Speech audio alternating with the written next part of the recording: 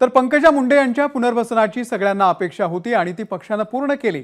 आम्ही त्याचं स्वागत करतो अशी प्रतिक्रिया भाजपचे नेते सुरेश धस यांनी व्यक्त केलेली आहे।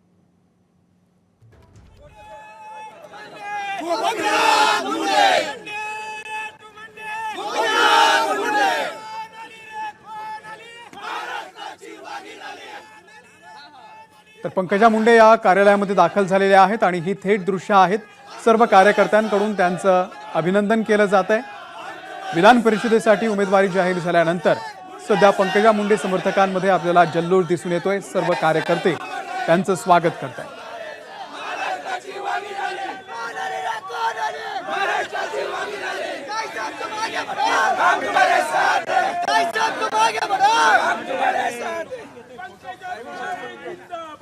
जिंदाबाद जिंदाबाद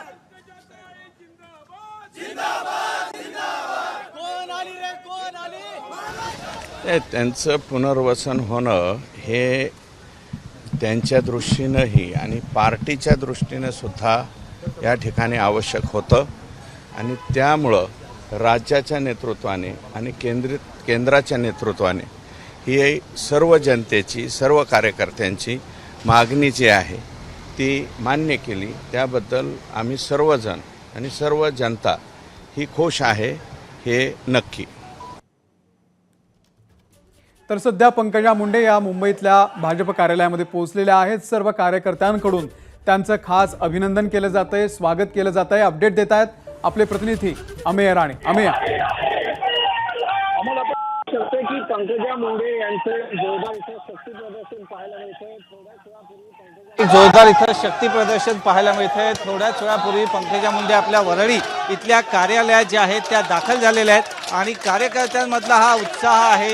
लोकसभामधल्या पराभवानंतरही जेव्हा त्यांना पक्षानं विधान परिषदेची उमेदवारी जाहीर केली आहे तेव्हा कार्यकर्त्यांचा उत्साह आपल्याला ओसंडून व्हायला मिळतोय। खरं तर विधानसभेच्या पराभवानंतरच पंकजा मुंडेंनी सुद्धा विधान परिषदेवर जाण्याची इच्छा व्यक्त केली होती, परंतु तेव्हा ते शक्य झालं नाही आणि त्यांना लोकसभेची उमेदवारी पक्षानं देऊ केली। परंतु तिथेही त्यांचा पराभव झाल्यानं त्यांचं आता कुठेतरी राजकीय पुनर्वसन करावं अशी कार्यकर्त्यांची जोरदार मागणी होती। त्याच मागणीला मान देत आता पंकजा मुंडे यांना पक्षानं जी आहे ती विधान परिषदेची उमेदवारी जाहीर केली। आपण पंकजा मुंडे यांच्याशी बातचीत करण्याचा प्रयत्न करूया आणि त्यांची काय प्रतिक्रिया आहे। ताई ताई ताई ताई काय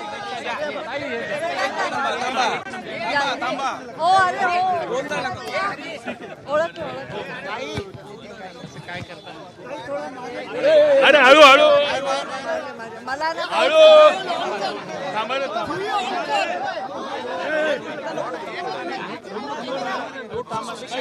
बोला, मी बोलल्यावर शांत पाहायला मिळत होता।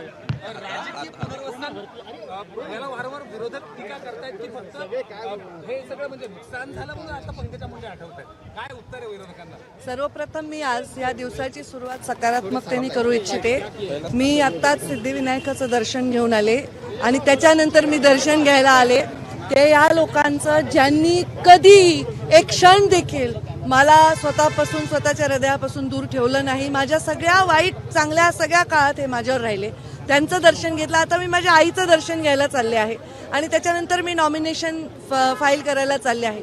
मी माझे राष्ट्रीय अध्यक्ष जगत प्रकाशजी नड्डा, त्याचबरोबर आमचे नेते अमितभाई शहा, आमच्या देशाचे नाही जगाचे नेते आदरणीय नरेंद्रजी मोदी, आमच्या राज्याचे नेते आदरणीय देवेंद्रजी फडणवीस, आमचे प्रदेशाचे अध्यक्ष आदरणीय बावनकुळेजी, आमच्या टीममधील सदस्य सुधीर भाऊ, विनोद तावडे, रावसाहेब दानवे, आमचे सगळे टीम, शिवप्रकाशजी, आमचे प्रभारी भूपेंद्रजी यादव, आशिष शेलार, सर्व टीम मेंबर्सचे पण खूप आभार मानते की ज्यांनी हे नाव माझं सुचवलेलं आहे।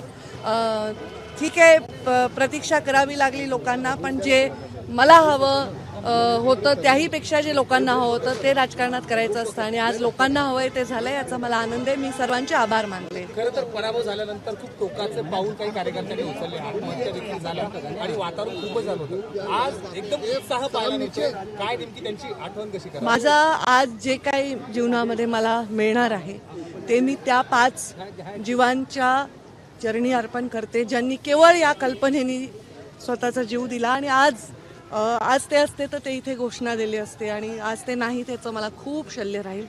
त्यांना हे समर्पित मी करते. आम्ही नेहमीचा प्रश्न हा आहे, आज कसं बघताय? खरं तर मागचा पराभव आणि त्यानंतर म्हणजे प्रत्येक संघर्षात मुंडे साहेब असतातच, पण आज पुन्हा एकदा तुम्ही विधान परिषद पाहायला मिळाल. ह्या सगळ्याबद्दल काय म्हणतो? मुंडे साहेब तर आहेच आहेत, या सगळ्यांच्या घोषणात आहेत, त्यांच्या सगळ्यांच्या परिश्रमात आहेत, त्या माझ्या परिश्रमात आहेत, आमच्या सगळ्यांच्या संस्कारात आहेत, ते तर सदैव राहतील. आणि आज मी माझ्या कार्यकर्त्यांनी जे माझ्यासाठी केलं त्याला आणि ज्यांनी स्वतःचा प्राणही दिला त्या सगळ्यांना हे समर्पित करते. आणि मी सर्व ज्येष्ठ नेत्यांचे आणि सर्वांचे परत एकदा आभार मानते. आता फार बोलायला मला शब्द नाही, कारण मी फॉर्म नाही भरला वेळेत, तर ते राहून जाईल. थँक्यू.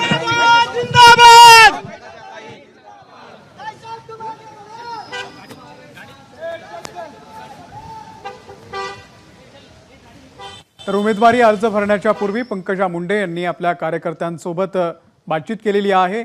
सर्व कार्यकर्त्यांनी त्यांचं जोरदार स्वागत केलं आणि आता पंकजा मुंडे आपला उमेदवारी अर्ज भरण्यासाठी निघालेल्या आहेत. एबीपी माझा, उघडा डोळे बघा नीट.